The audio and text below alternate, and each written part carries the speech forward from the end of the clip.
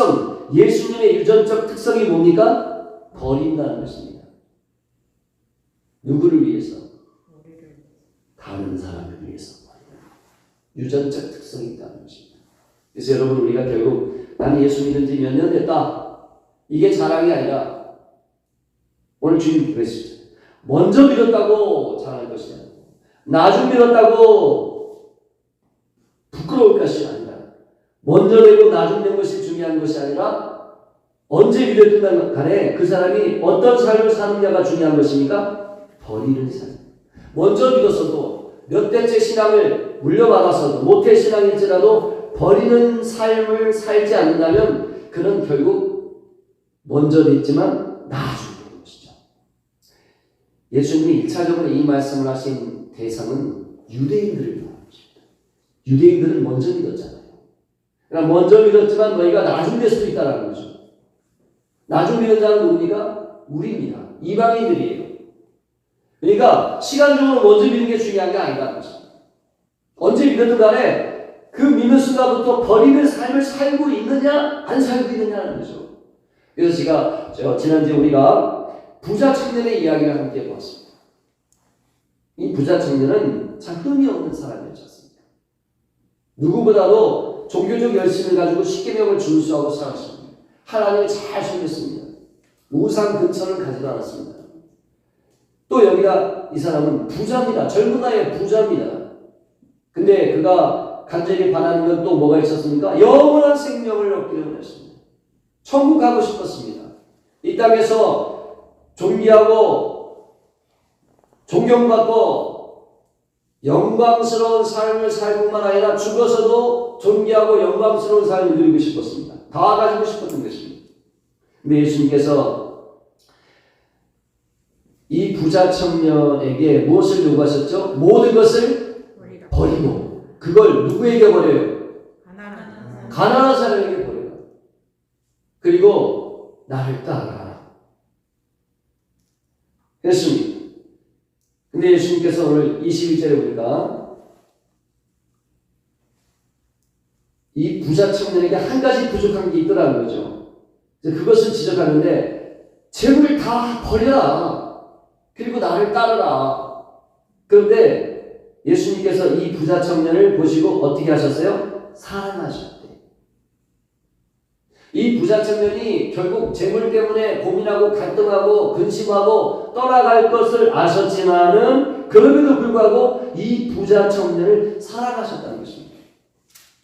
이 부자 청년이 재물을 사랑하고 그것을 집착하고 애착을 갖는 마음이나 가룟 유다가 예수님 따라다니면서 재물 집착하고 뒤로 돈 빼돌리고 하는 거나 매라 한 가지예요. 똑같이 돈을 좋아하는 특성을 둘 다 가졌지만은 그럼에도 불구하고 이 부자 청년은 예수님을 사랑하셨어요. 돈을 버리지 못하고 미련을 갖는 그 모습을 보면서도 사랑하셨다는 것입니다. 나중에 이 부자 청년은 예수님이 부활하신 후에 변화되어 버리고 예수님을 온전히 따랐을까요? 못 따랐을까요? 우리 알 수가 없죠. 하지만 이 말씀의 표현을 미루어 볼 때 부활하신 예수님의 부활 이후에 예수님을 믿었을 것이다. 그렇게 한번 추측해 봅니다. 왜? 예수님이 사랑하셨다는 이 표현이 들어가 있지 않습니까? 가룟 유다도 돈을 사랑하는 건 마찬가지고 부자 청년도 돈을 사랑하는 건 마찬가지인데 이 부자 청년한테는 사랑한다라고 표현하셨습니다. 여러분 이 말씀을 전할 때 목사들은 좀 신나요. 왜? 목사가 목사 되는데 부자 되려고 목사 됐겠습니까? 세상적으로 사장 되려고 목사 됐겠습니까? 하늘나라 소망 가지고 목사 되었고 그래서 이 말씀을 성도들한테 전할 때는 그러니까 여러분 말이죠. 재물을 집에다 쌓아두지 말고 은행에다 쌓아두지 말고 하나님 앞에 드리세요. 교회가 지금 건축해가지고 재정적으로 어려운데 그거 돈에다가 집착하면 안 됩니다. 여러분 금고에 있는 돈 헌금해가지고 교회 이 건축원금으로 지금 부채를 좀 갚도록 합시다. 어떤 그런 목적으로 이 말씀을 신나게 전할 수도 있습니다. 그런데 이 말씀을 전하는 목사가 이거를 이용한다면 성도들이 이 말씀을 들을 때 은혜를 받을까요? 거부감을 가질까요? 거부감. 그렇죠. 왜? 목사는 결국 은혜빛을 갚기 위해서 이 말씀을 전하지만 이 목사도 가만히 들여다보면 모든 것을 버린 것은 아니더라는 거죠. 그래서 은행빚 갚아가지고 이제 교회가 말이죠. 은행 이자 안 내게 됐어요. 근데 어느 날 목사가 목회를 접어야 돼. 나이가 들었어. 목회를 접으려고 그래. 그럼 교회를 딱 팔아버리고 그 판 돈을 결국 누가 가져요? 자기가 가질 수 있겠죠. 그러니까 이 말씀을 전하는 목사는 정작 버리지 않고 성경 속에 이 부자 청년이 버리지 못하고 갈등하는 모습을 보면서 여러분도 이렇게 살면 아니 되지 않습니까? 라고 한다면 성도들은 은혜 받지 못하고 턱 걸리죠. 야, 목사가 나를 치는구나. 근데 어떤 목사가 이 말씀을 전하는데 성도들이 막 눈물을 흘리면서 가슴을 치며 내가 아직도 버리지 못한 것이 있다라고 하나님 앞에 회개하고 있습니다. 그럼 왜 그 목사가 이 말씀을 전할 때는 은혜를 받을까? 왜 그럴까요? 이재훈 집사님, 이 목사는 진짜 모든 것을 버리는 목사였던 거죠. 제가 오늘 지난주에 이 본문의 말씀을 전하는데 여러분들이 만약에 말씀을 인하여 약간 불편함을 느꼈다면 제가 정작 모든 것을 버리지 않는 목사입니다. 근데 만약 그 말씀에 도전을 받고 내가 버리지 못한 것을 하나님 앞에 회개했다면 저는 정작 모든 것을 버리는 목사로서 이 말씀을 전한 거겠죠. 왜냐하면 이 부자 청년은 결국 예수님이 애틋하고 안타까운 마음을 가지고 모든 것을 버리고 따르라고 하였고 결국 근심하며 떠나가며 포기하지 못했습니다. 나중에 그가 모든 것을 버리고 구원받았는지는 천국 가봐야 알겠지만은 그래, 예수님께서 이렇게 말씀을 전했을 때 옆에 있는 제자들이 뭐라고 반응을 보였습니까? 우리는 모든 것을 버리고 예수님 따랐습니다. 저 부자 청년은 모든 것을 버리지 못한 모습을 보고 제자들은 의기양양했다는 것입니다. 우리는 주저하지 않고 모든 것을 버리고 주님을 따랐습니다. 그랬죠. 12제자들은 정말 그랬습니다. 그러면 우리는 무엇을 받을 수 있을까요? 모든 것을 버리고 주님을 따르는 우리에게 주님은 무엇을 주실 수 있습니까? 라고 반문했던 것입니다. 그래서 예수님께서 마태복음에서는 버린 자는 현세에서도 버렸으나 여러 배를 다시 돌려받을 것이고 내세는 영생을 상속하게 된다. 여러 배를 받고 따라서 오세요. 여러 배를 받고 영생을 상속하리라. 오늘 말씀은 마가는 조금 다르게 표현했습니다. 28절에 베드로가 그랬죠. 우리는 모든 것을 버렸습니다. 저 친구는 그냥 고민하고 따라갔지만 우리는 모든 것을 버리고 주님을 지금 따르고 있습니다. 무엇을 주실 수 있습니까? 우리는 어떤 혜택을 받을 수 있을까요? 라고 물었습니다. 그때 예수님께서 그래, 너희가 버렸구나. 버렸기 때문에 30절에 몇 배를 돌려받아요? 100배가. 마태복음에서는 여러 배인데 마가는 100배라고 말하고 있습니다. 100배. 내세는 영생을 받게 됩니다. 근데 여기서 추가됐죠. 여러 100배를 돌려받을 뿐만 아니라 박해도 예수 믿는 것 때문에 고초를 당할 수 있다는 것입니다. 핍박을 당할 수 있다는 것입니다. 고난이 올 수도 있다는 것입니다. 마귀의 시험과 유혹도 올 수 있다는 것입니다. 이 말씀하셨습니다. 부자 청년에게 버리라고 했고 근데 그걸 버리지 못했죠. 그러나 제자들은 버렸다고 말합니다. 그리고 32절에는 예수님이 내가 또 버릴 것이다 말씀하십니다. 부자 청년에게만 예수님이 버리라고 하신 것이 아닙니다. 네가 모든 것을 버리고 나를 따르라. 왜? 나도 하늘 보좌를 버리고 이 땅에 왔고 이 땅에 사는 동안도 버리는 삶의 연속이었다라는 것입니다. 마태복음 4장에 예수님이 공생의 사역을 시작하시면서 성령에게 이끌려 마귀에게 시험을 당하시고 40일 동안 금식한 후에 시험 당하실 때 마귀가 시험했죠. 무엇을 너 하나님의 아들 아니니? 그러니까 이 돌덩이를 떡으로 만들 수 있잖아. 너 하나님의 아들이잖아. 높은 곳에서 뛰어내려봐. 시편에 기록되기를 하나님께서 그의 아들에게 천사를 보내사 그의 발을 붙잡아 주신다고 하지 않았니? 하고 예수님을 유혹했을 때 예수님은 그것을 거절했습니다. 왜요? 자기의 하나님의 아들로서의 자존심을 내놓는 것입니다. 너 하나님의 아들이잖아 라고 흔드는 그의 도전에 대해서 그래 하나님의 아들이지만 나는 하나님의 아들로서의 신적 능력을 지금 버렸다. 이 신적 능력을 나 자신을 위해서 쓰지 않고 누구를 위하여? 온 세상을 위하여 내가 살릴 영혼들을 위해서 나는 이것을 쓰지 나를 위해서는 쓰지 않는 자신의 자존심을 버린 것입니다. 그때 시험을 이기고 났을 때 하나님이 천사를 보내사 예수님을 수종들게 하셨어요. 그러니까 예수님의 공생의 사역은 계속 버리는 삶의 연속이었다는 것이죠. 부자 청년에게만 버리라고 요구하신 것이 아니라 예수님 당신도 하늘 보좌를 버리고 떠난 순간부터 이 세상에 살아가는 그 삶의 모든 순간순간이 버리는 삶의 연속이었다는 것이죠. 저는 성경을 읽으면서 또 이런 의문점을 하나 가져봤어요.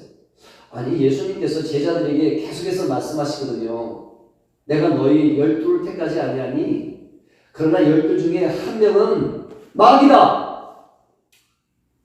태어나지 않았으면 좋았을 뻔했다 라고 말씀하십니다.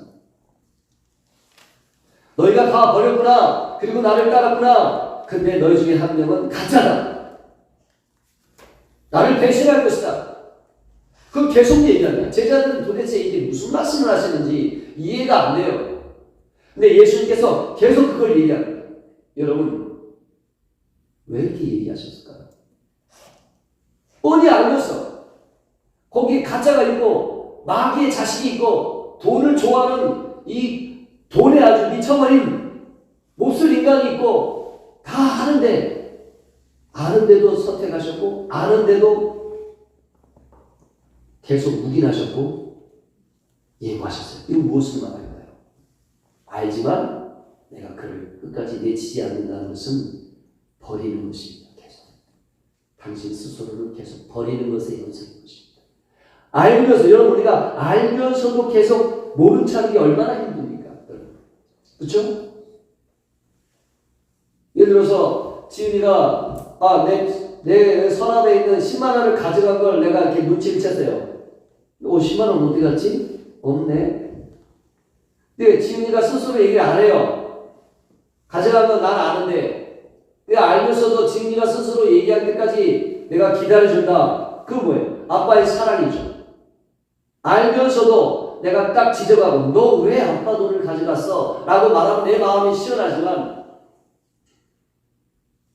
나를 버리면서 딸이 스스로 변화되기를 옳은 대로 돌아오기를 기다리는 이 버리는 과정이거든요.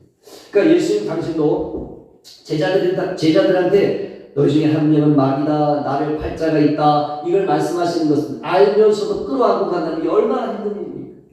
버리는 겁니다. 그리고 오늘 예수님께서 부자 청년에게만 버리라고 말씀하신 거 아니고 또 제자들에게만 버리는 것이 얼마나 중요한 것을 말씀하신 것이 아니라 이어서 말씀하신 나도 버린다. 나도 버린다. 라고 말씀하신 것입니다.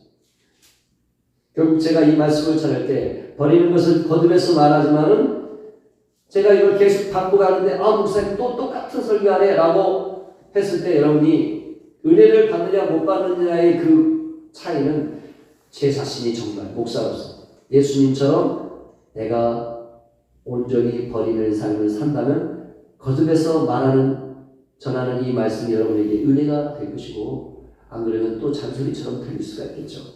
예수님은 왜 그 버리라는 삶에 은혜가 됐을까요? 당신 스스로 지금 버리는 삶의 과정이 되고 계시다는 거죠. 여러분 우리가 이 말씀을 받는 것이 쉽지가 않죠. 내가 가진 게 얼마가 있는지는 모르겠지만 내가 목단 팔고 가난한 사람들에게 다 나눠주고 나는 그냥 거렁뱅이가 돼가지고 무일푼이 되어서 예수님을 따를 수 있느냐라고 말했을 때 여러분 지금 이 시간에 자신할 수 있는 사람이 과연 몇 명이나 있겠냐는 것입니다. 내가 가진 생각과 나의 현재의 이 삶을 바라보는 기준으로는 쉽지 않습니다. 내가 모든 것을 과연 포기할 수 있을까? 할 수 없습니다. 많이 가진 사람일수록 더 할 수 없다고 주님 분명 말씀하시죠. 부자가 하나님 나라에 들어가는 게 얼마나 어려운지 모른다는 거죠. 아니 어떻게 낙타가 발을 펴는가 합니까? 이거는 지구의 역사가 끝날 때까지 일어날 수 없는 일입니다. 그만큼 많이 가진 자들은 그걸 버리기가 많이 가질수록 어렵다는 것입니다. 근데 예수님은 말하죠. 그런데 가능하다는 것입니다. 어떻게 가능하죠? 아무리 세상의 모든 것을 가진 부자라도 그것을 다 버리고 주님을 따를 수 있다는 겁니다. 어떻게? 하나님은 하실 수 있느니라. 네. 하나님은 아무리 많은 재산을 가진 부자라도 하나님이 역사하시는 모든 것을 버리고 주님을 따르게 될 줄로 믿습니다. 네. 그렇습니다. 내가 만약에 부자 청년의 입장이라면 나는 못할 것 같다. 걱정하지 마십시오. 주님이 나를 붙드시면 나도 한순간에 다 버릴 수 있습니다. 왜? 하나님이 하시기 때문입니다. 예수님이 모든 사람에게 다 버리라고 요구하지 않으셨습니다. 아니 삭개오한테는 내가 오늘 너네 집에 가서 머물러야 되겠다라고 말했지. 삭개오야 너 보니까 부자구나. 너 재산 다 팔아 가난한 사람한테 주고 나를 따라라고 하지 않으셨습니다. 그냥 그에게는 뭐라고 했습니다. 내가 오늘 너네 집에 가서 밥 한 끼 얻어먹을게. 너네 집에 가서 방 하나 얻어가지고 잠 좀 자자. 그 얘기 하셨어요. 근데 삭개오는 어떻게 했어요? 스스로 절반을 팔아서 나눠주겠다고 했습니다. 누가 하신 것입니까? 하나님 하신 것입니다.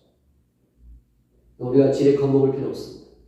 하나님이 역사하시면 나도 모든 것을 버리고 주님을 따르게 될 줄을 믿습니다. 네. 내가 스스로 할 수 없습니다.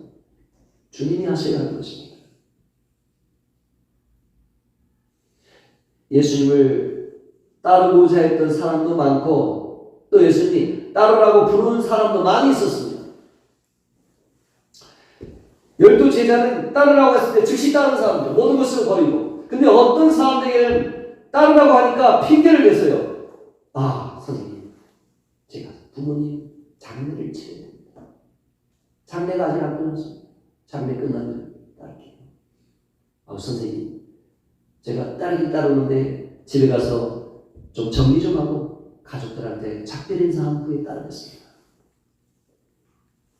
여러분 이 사람들은 정말 장례 마치고 따르려고 할까요? 가족들한테 인사하고 따르려고 할까요? 핑계죠. 12 제자는 따르라 했을 때 즉시 버리고 따랐습니다. 집에 가서 베드로가 아내와 아들 자식들한테 인사하고 따른 것이 아닙니다. 그 자리 그 고기 잡던 현장에서 바로 따라갔습니다. 주님이 하신 것입니다. 또 어떤 사람은 그랬습니다. 자기 스스로 예수님 부르지도 않았어요. 걸어사에서 그 귀신 들렸다가 나오고 하는 사람은 자기 스스로 예수님 따라가라고 했어요. 나 선생님 따라가겠습니다. 그랬더니 예수님께서 그 걸어사 광인할 때 뭐라고 했습니까? 넌 나를 따라오지 말고 누구에게로 가라?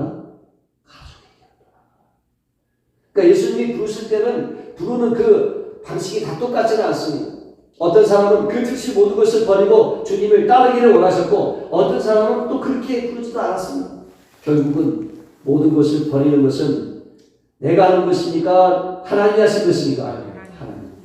하나님 그렇게 하도록 은혜를 주신 것입니다.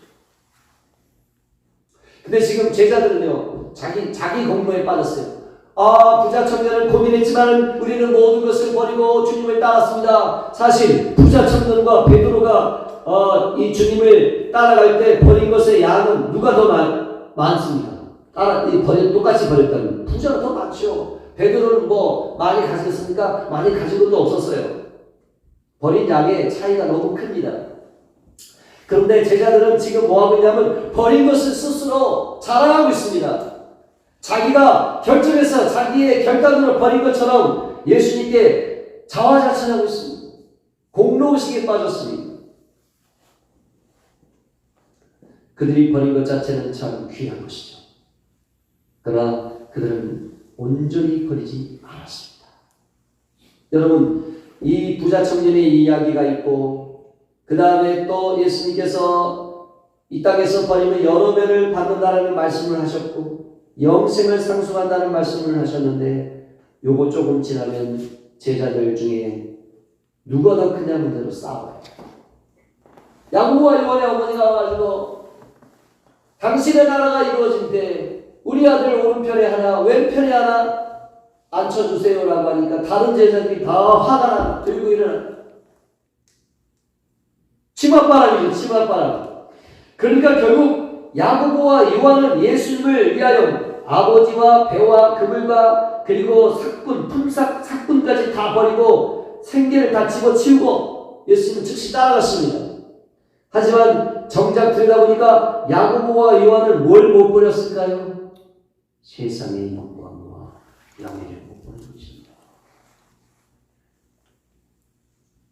모든 것을 버렸지만은 못 버렸던 것입니다. 그러나 이들도 결국 다 버릴 때가 왔습니다. 언제 다 버렸을까요? 예수님이 부활하신 뒤에 깨달았어요. 내가 믿는 예수는 하나님의 아들이고 하나님과 동등한 분이셨는데 하늘 보좌를 버리셨던 분이고 이 땅에서도 하나님의 아들로서의 신적 지위와 영광을 버리는 삶의 연속이었고 마지막 순간 모든 것을 버리셨구나. 그리고 비로소 야고보와 요한도 이 땅에서의 세상의 영광과 명예를 쫓던 마음을 버리고 야고보 사도는 제일 먼저 순교했습니다.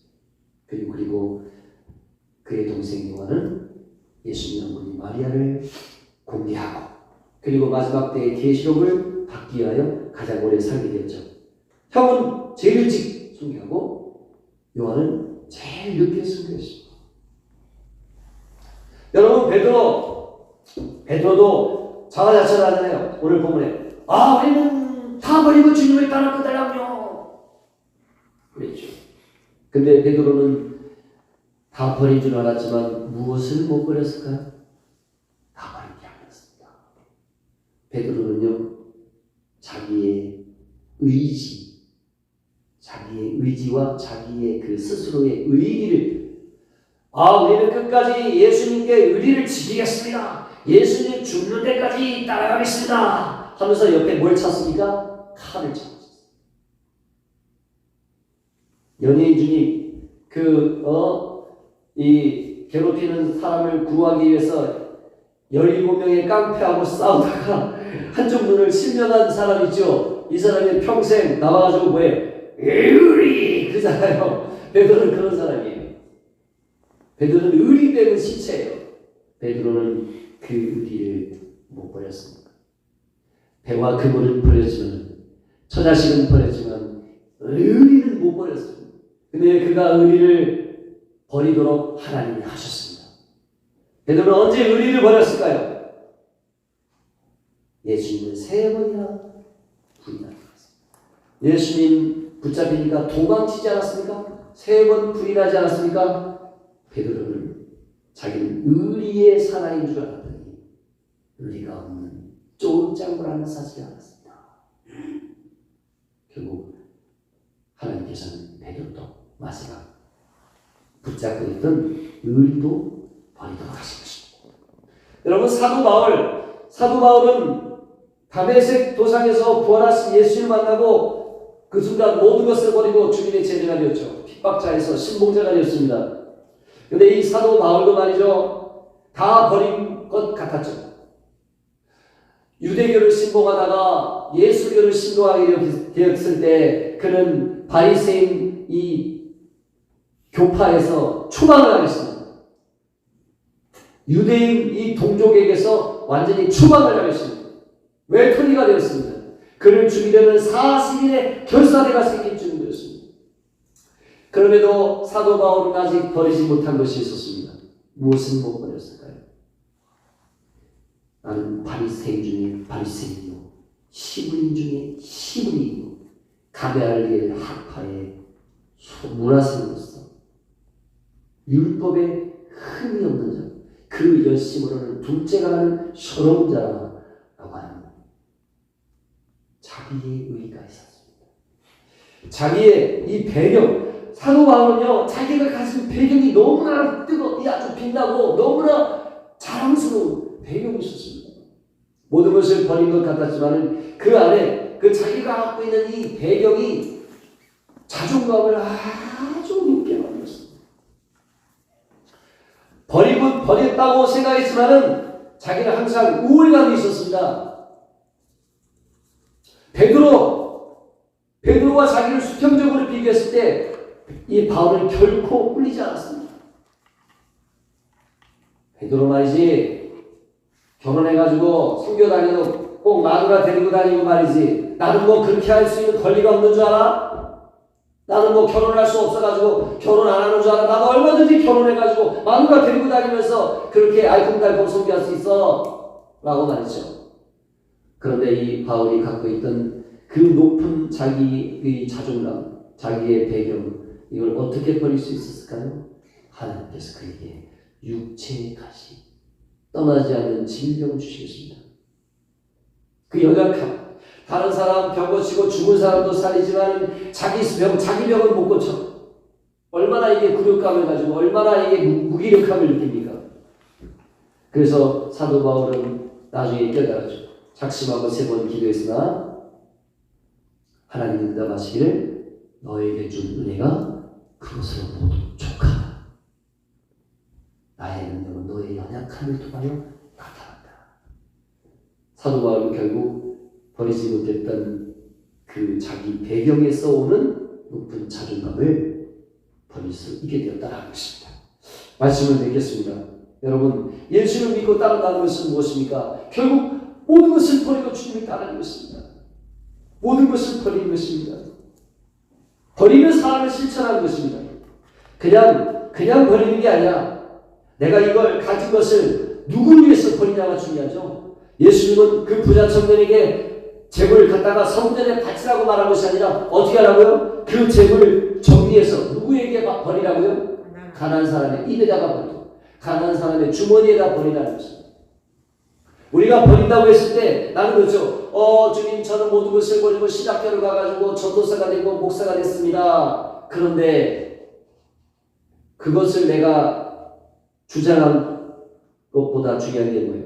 결국은 나는 이웃을 위해서 버리지 못할 수가 있다는 것입니다. 내 알량한 자존심. 왜 나한테 왜 이래? 왜 나를 무시해? 내가 목사인데, 내가 전도사인데. 그 알량한 자존심은 버리지 못하기 때문에 이웃을 위해서 버리지 못한다는 거죠. 결국 버린다는 것은 우리가 하나님 앞에는 나는 버린다. 내가 하나님 앞에 11조 꼬박꼬박하고 선교운동도 많이 하고 내가 말이지 목돈 이 저축해가지고 말이지 이거 목돈을 깨트려가지고 교회다가 헌금한 돈도 있고 하나님 앞에는 버렸는데 정작 이 버리는 것은 결국 하나님 누구를 위해서 버리는 거 아세요? 내 옆에 있는 한 소유자를 위해서 버리는 것입니다. 결국 우리가 버린다는 것은 예수님이 버리는 것은 결국 누구를 위해서? 우리를 위해서. 죄로 말미암아 추하고 냄새나고 더러운 우리를 위해서 버렸잖아요. 우리도 사람들이 외면하고 냄새나고 그리고 아유 참 눈에 거슬리고 기분 나쁘다고 여기는 그 사람들을 위해서 우리가 버릴 수 있어야 된다는 거죠. 옷 깔끔히 입고 단정하고 얼굴이 험해 보이지 않는 사람한테만 가가지고 전도하는 것이 아니라 얼굴이 험악하고 말이죠. 옷은 깨재재하고 그냥 온몸이 그냥 냄새나고 그런 사람에게는 우리가 버릴 수 있을 때 진짜 우리는 버리는 삶을 살아간다는 것입니다. 이렇게 모든 것을 버리는 것도 내가 하는 것이 아니라 하나님이 하신다는 것입니다. 그리고 우리가 한순간에 다 버릴 수 있는 것이 아니에요. 내가 한순간에 다 버렸다고 생각하지만 우리는 죽는 순간까지 버리는 삶이 계속 이어진다는 것이고 점진적으로 내가 더 많이, 더 깊이, 더 온전히 버리게 하시는 이는 누구시다? 하나님이시다. 걱정하지 마십시오. 내가 계속 주님을 따르고자 하는 그 마음을 가질진데 하나님은 세월이 지날수록 내가 더 온전히 버리도록 나를 이끄시고 만지시고 가루어 주시고 인도해 주실 줄 믿습니다.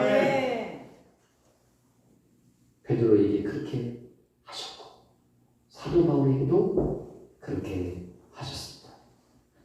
우리는 부자 청년이 근심하며 떠나간 것처럼 그렇게 걱정하지 마십시오.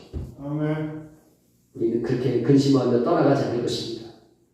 하나님이 택한 백성은 기쁨과 자원하는 심령, 모든 것을 다 한순간에 버릴 수 있게 될 수 있을 줄로 믿습니다.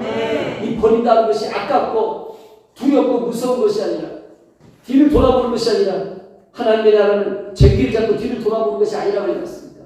뒤를 돌아보는 것은 그것은 하나님이 하신 것이 아닙니다. 하나님은 버리고 난 후에 뒤를 돌아보지 않겠습니다. 롯의 아내는 두고 그 재산을 아까워서 뒤를 돌아보는 순간에 뭐가 됐죠? 그 택한 백성이 아니었던 것입니다. 그나마 롯은 버려두고 온 재산 전혀 아깝지 않고 암망으로 갔죠. 우리가 바로 하나님이 주신 은혜로 그렇게 살 수 있는 것입니다. 기쁨으로 버리고, 자원하는 마음으로 버리고, 평강 가운데서 버리게 될 줄로 믿습니다.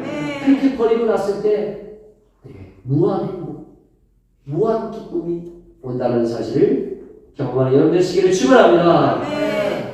버린다는 것이 얼마나 행복하고, 버리고 나서 얼마나 내가 만족스럽고, 버리고 나서 내가 얼마나 마음이 편안하지 알 수가 없는 그런 신앙생활하기를 예수님의 이름으로 축원합니다. 그래서 그 버리는 삶의 유전자가 우리 안에 들어와 버려가지고 내가 버리는 삶을 한 걸음 더 살다가 결국 다 버리고 빈손으로 주님의 품에 안길 그날이 오게 될 줄로 믿습니다. 원하든 원하지 않든 우리는 마지막 순간 결국 적신으로 왔을지. 적신이 뭡니까? 엄마 뱃속에서 태어나면 피를 다 뒤집어서 태어나잖아요. 그렇죠? 그게 적신이에요. 불굴적자. 핏덩어리로 이 땅에 와서 결국 우리는 죽으면 아무리 우리가 부자로 명품 옷을 온몸에 둘러써도 죽을 때는 결국 맨 몸뚱아리로 버리고 돌아갈 날이 오게 될 것입니다. 아멘. 어차피 버리고 갈 거 끌어안고 마지막에 마지못해 버리는 것이 아니라 내가 살아있는 동안에 기쁨으로 자원하는 심령으로 버리다가 결국 버렸지만 양배도 받고 버렸지만 백배를 돌려받고 핍박도 겸하여 받고 진짜 아멘이십니까? 핍박도 겸하여 받고 고난도 겸하여 받고 시련도 겸하여 받고 이건 필수입니다. 예수 믿고 고난 안 받게 해주세요. 핍박 안 받게 해주세요. 아닙니다. 필수입니다. 그게 하나님의 자녀된 증거입니다. 세상이 우리를 미워한다고 했습니다. 왜? 세상이 예수님을 미워했기 때문에 예수님을 따르는 우리도 세상이 우리를 미워하게 되는 것입니다. 그 이상하게 볼 필요 없습니다. 홍준이가 엊그제 회사에서 1박 2일 직원들이 MT를 갔는데 원래 1박 하고 오게 돼 있다고 하더라고요. 그러면서 아유 가기 싫은데 아유 싫어 하고 가더라고요. 갔는데 중간에 도망쳐 나왔어요. 술 먹는 사람들, 술 좋아하고 밤새 술 먹으면 밤새 떠들잖아요. 그렇죠? 술기운에 밤새 떠들죠? 예. 술기운에 밤새 떠들어. 술 드셔본 분 알까요? 그러니까 술 안 먹고 맨정신에 술 먹고 취한 사람을 밤새 떠드는 거 듣는 게 얼마나 고역입니까? 도망쳐왔더라고요. 도망쳤어요. 그러면 그 도망친 홍준이를 회사 직원들이 볼 때 좋아하겠어요? 싫어하겠어요? 의리 없는 놈, 그랬어요. 의리 없는 놈.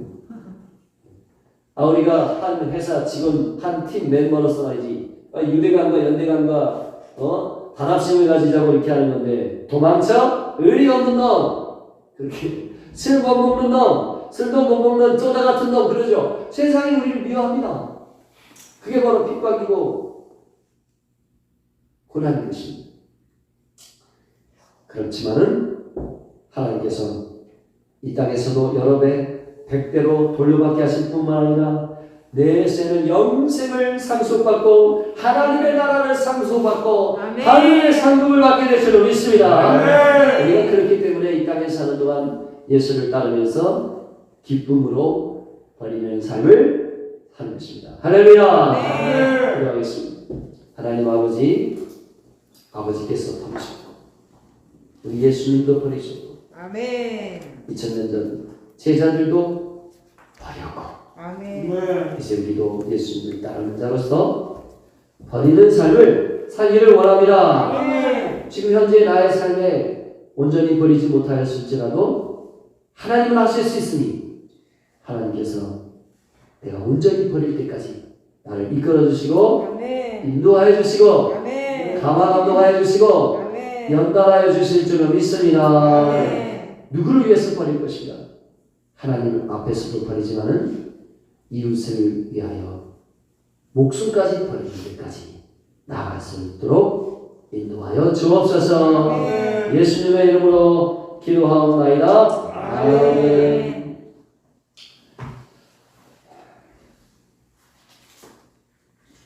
이제 예배를 마치기 전에 우리 주기도 찬양 부르는 후에 자리에서 일어나셔서 주기도 찬양 부르는 후에 제가 축도함으로 하시겠습니다.